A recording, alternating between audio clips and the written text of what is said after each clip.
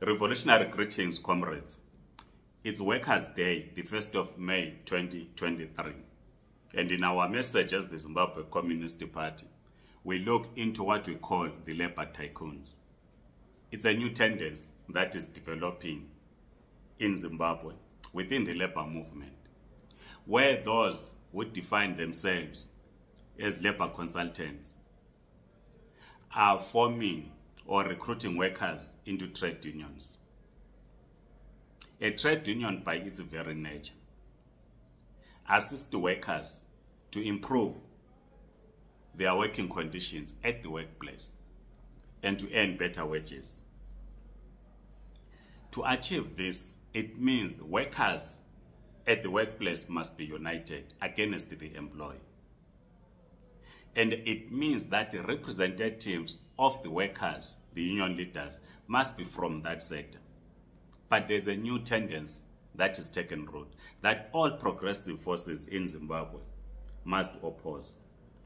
Multiple unions in one sector will not unite the workers, but will only line the pockets of union tycoons who recruit workers on the pretext that they are their representatives. For instance, the mining sector in Zimbabwe employs about 60,000 workers, but there are about 13 trade unions that organize in that sector. Labor tycoons do not recruit workers in one sector. They move from one sector to the other. Because remember, they are saying they are labor consultants. So they go from one sector to the other on the pretext that they are labor consultants. Then they recruit workers into a trade union. In these trade unions that they then establish, they then obtain positions in these trade unions. Some of the unions in Zimbabwe do not elect their general secretary.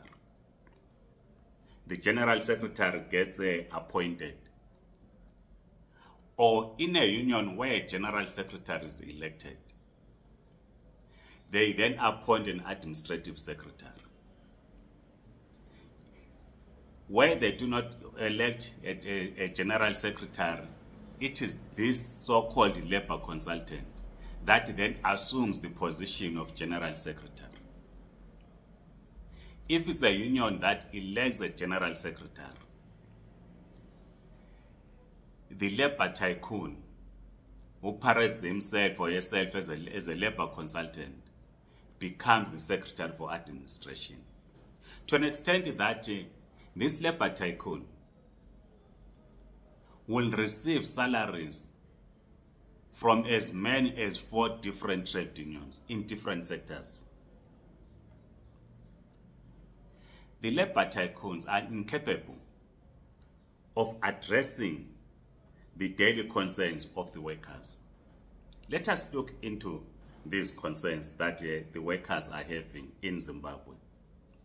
Many companies, including parastatals or state-owned entities like the National Railways of Zimbabwe, do not employ workers permanently. A worker, even if you work for 10 years, you are forced to sign a contract either after 3 months or after 6 months. Workers are placed on short-term contracts.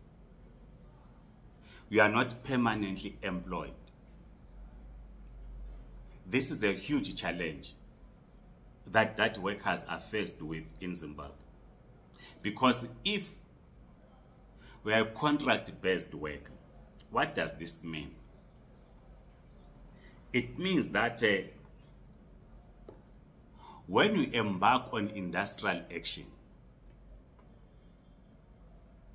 which is a tool that the workers have to force the employer to improve their working conditions at the workplace and to pay them a living wage.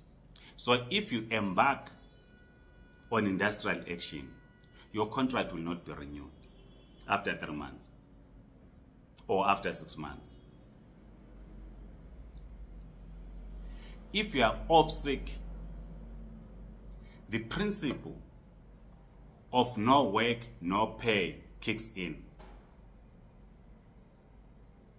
You are only paid if you are working on site. If you attend a relative funeral, you are not paid.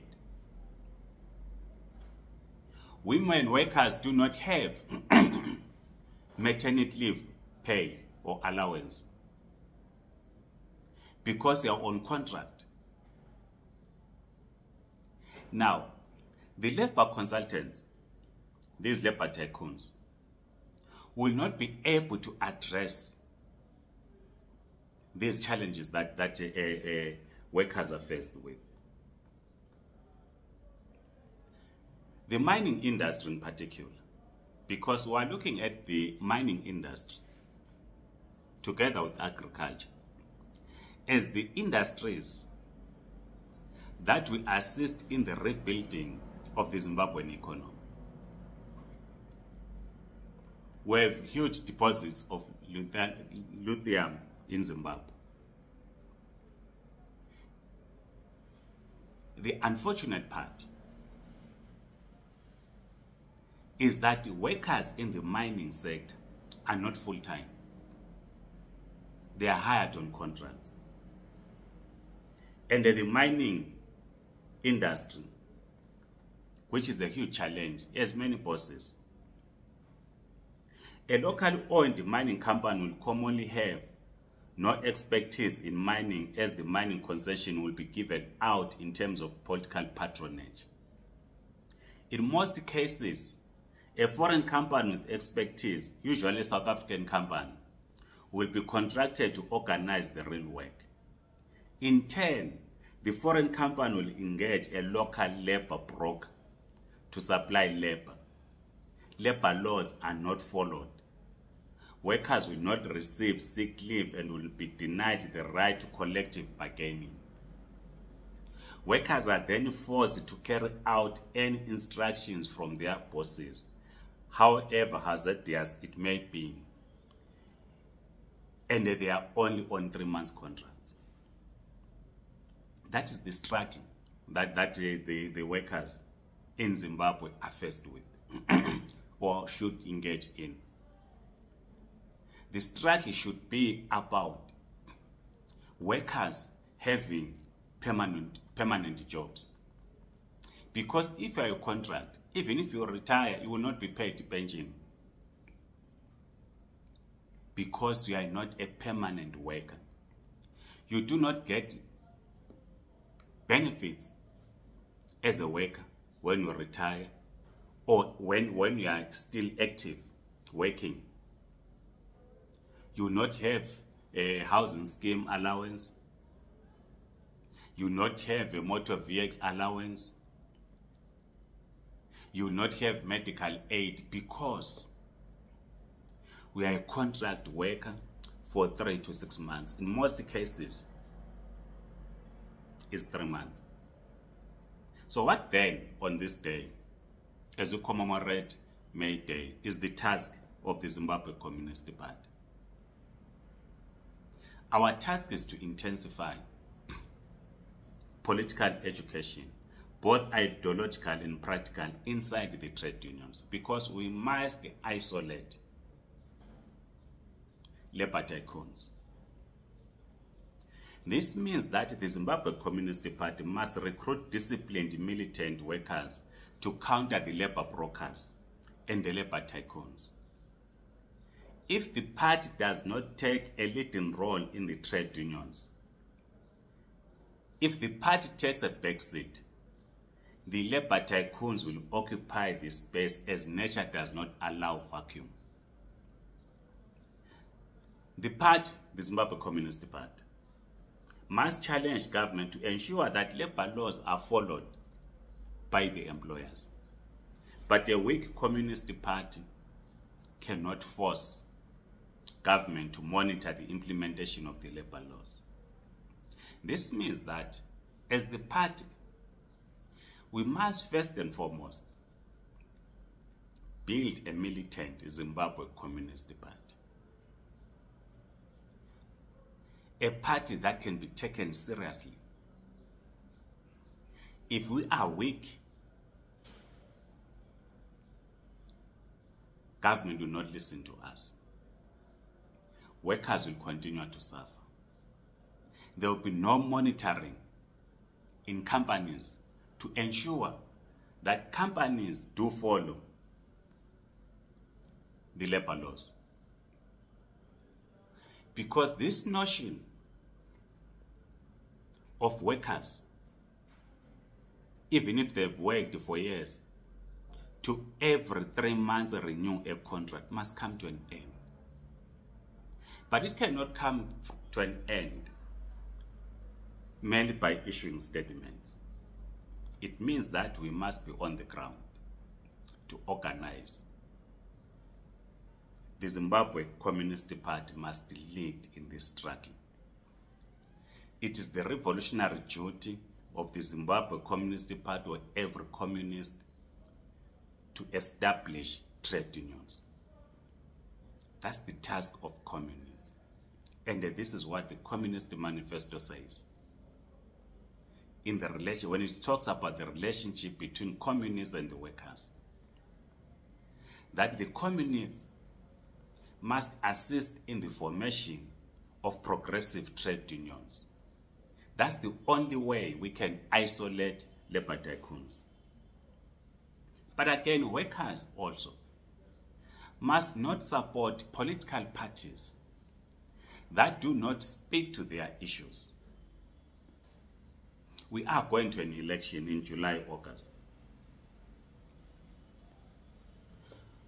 We must not just, workers must not just follow a particular political movement because it is popular in society. Workers must support a movement whose manifesto is clear on ending these challenges, because workers must be permanently employed. We must, as a party, immediately develop and deploy cadres as the first step in creating class consciousness among the workers and peasants, in uniting them around a common agenda.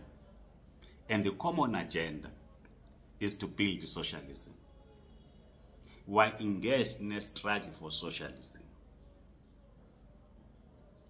So, comrades, as we commemorate May Day,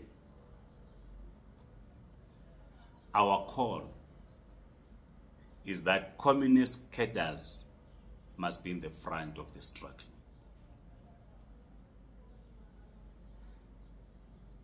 Communist cadres to the front. We must be in the front of the struggle of organizing workers into progressive trade unions. We must not limit ourselves to raising issues that affect only migrant workers in South Africa. We must engage on a daily basis on the struggles that workers in Zimbabwe are going through. And we say, forward to socialism, forward. Amandla, comrades. Please circulate this video so that a number of workers can have access to it. Subscribe to this YouTube channel, Forward to Socialism, Forward. Amandla, comrades.